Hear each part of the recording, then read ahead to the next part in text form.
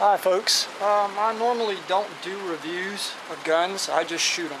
But in this case, I was asked to do a review. I'd take a look at my old carry pistol that I've had since I'd say the early 90s, and it's been reliable, it's been accurate. I've really had no need to get another pistol since then, until recently. I decided, because of this particular pistol being an Astra, and Astra is a Spanish company, Spanish pistol. Astra's gone out of business, and there's a question on availability of parts. So I don't shoot it as much as I used to. I'm more hesitant to do that because of the parts availability for it, but it's a reliable pistol and it's never given me any problems. No problems at all, actually, and I've run all kinds of ammo through it. I've got no telling how many rounds through this pistol. It is, like I said, it's a Spanish Astra, and I've had it since the 90s. Recently, I got two new pistols. I got a Bersa TPR 9C, more or less to replace this pistol. It's fairly similar to it in a lot of ways, being a hammer fired such as this one. And I got a Taurus PT111 G2C for a backup, and they're both very good pistols. This pistol is very good also, and just due to parts availability, it's why I'm more or less retiring it. But I do shoot it still occasionally. So what I thought I'd do is I'd take a look at it. This pistol was, I got this pistol, I think brand new, for like $350 back in the 90s. It's an 18 shot with the 18 shot mag. 17 shot actually with the mag. One in the pipe is 18. And I would carry this pistol with 18. It's basically a SIG copy, SIG 226, P226. It has the decocker right here. Slide lock is here. Slide catch, I should say, is right here. And it has serrations on the top, so it's more of a slide release than maybe a lockup. But I refer to it as a slide catch. That way it can go either way. But anyway, it has a decocker just like a SIG P226.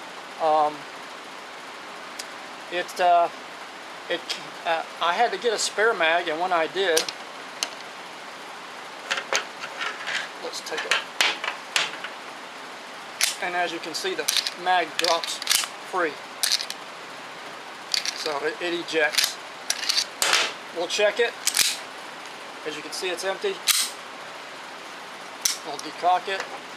On this mag, I put a snap cap in to show you what the trigger can do. So the sights, they're old, but they're very serviceable. You can see that. What I'm planning on doing, if I get around to it, is taking a little white porcelain repair and touching up the white dots on it. Makes them super bright and it'll look just like brand new. But since I'm not shooting it as much, I haven't gotten around to doing it. But anyway, so I guess let's take a look at the trigger.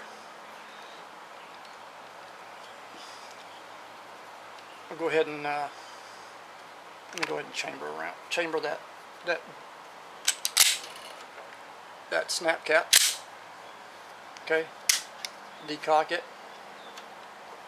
Now then, the double action pull is pretty heavy.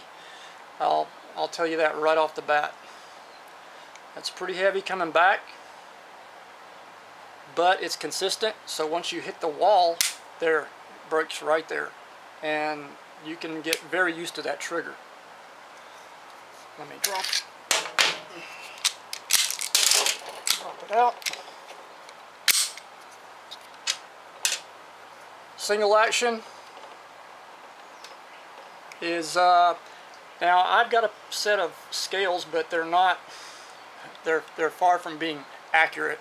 But my scales, and it's a set of fish scales actually, it's not even a trigger scale, but those scales kind of give me a ballpark figure, and it's saying just under 5 pound pull on the single action, but I kind of really don't believe that. I think it's a little lighter, it's more like 3 to 4. Okay, a little bit of take up right there on the single action, and I'm at the wall right now, so it breaks right there, nice and clean. Reset. Take it out. Right there. And then we're right back to the wall again. Okay? Go ahead and put this back in. And this, by the way, is my 10 round spare. This is a Clinton band mag. 10 round Clinton band mag back in the 90s.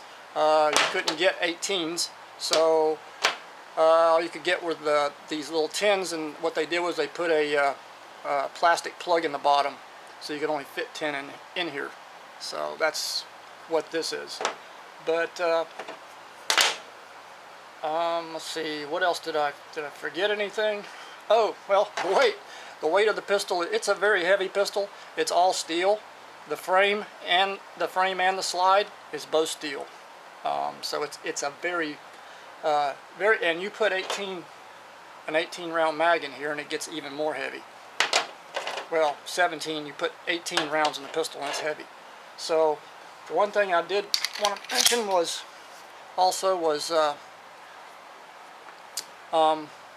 the mag release. When I get ready to work it, you would think that I would be able to actually hit the mag release pretty easy from here, but not so much. I do have to change my grip to drop the mag, and like I said, it does eject. So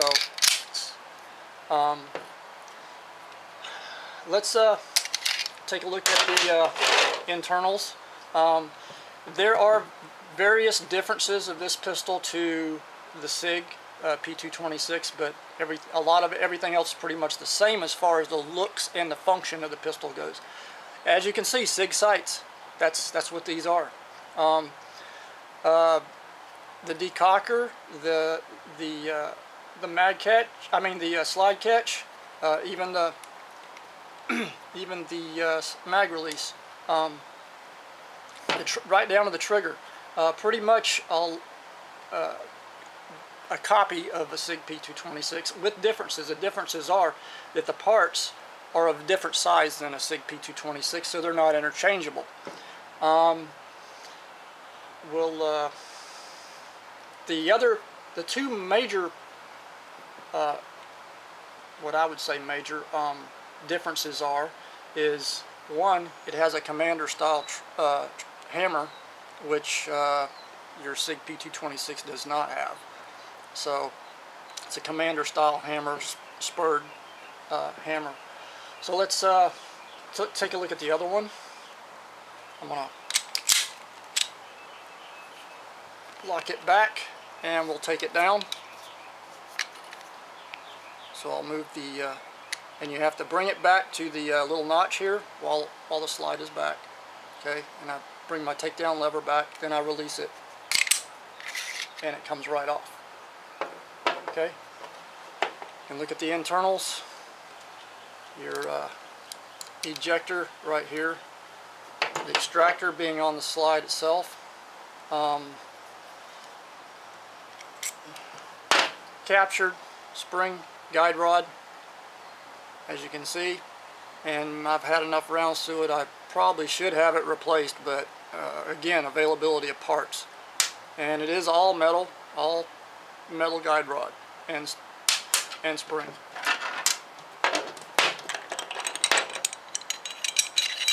The barrel is not quite like a SIG. This one has the upper lockup. Very nice polished feed mount, which feeds just about anything. And that's the upper feed mount as opposed to the lower. And these two have to match up. And I've never actually had to do anything to it, polish it or do anything else to it. It's fed pretty much everything. Other than that, as you can see, it's standard SIG type lockup. Internal firing pin block right here. I'm not going to take it down any further, but you can remove the rear plate here on the firing pin plate. You remove this plate, push the firing pin in and pull the plate out.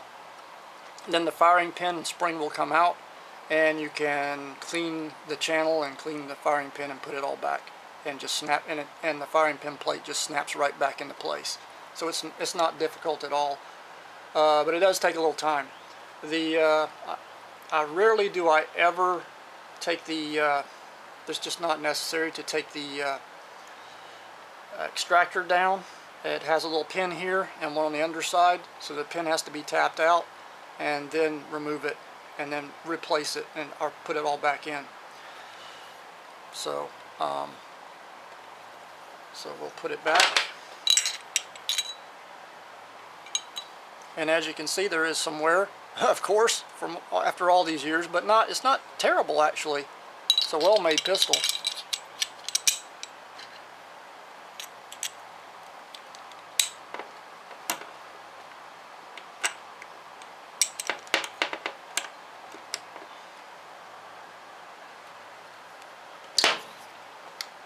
Full rails, which makes it it is a little snappy. I'm not sure the length of the barrel. I think it's, I want to say a 3-inch barrel, which is a departure from a lot of the full-size SIGs, which are 4 inches, I believe. But full-size rails, which makes it actually softer shooting with felt recoil. So it helps with the accuracy a lot. These full rails do.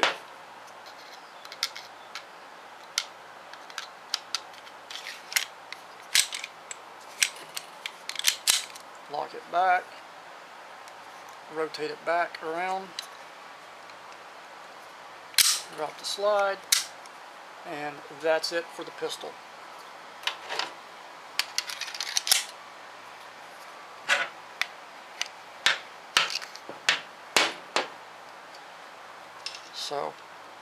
So yes, this is a shout out for Switch Pod on Gunstreamer.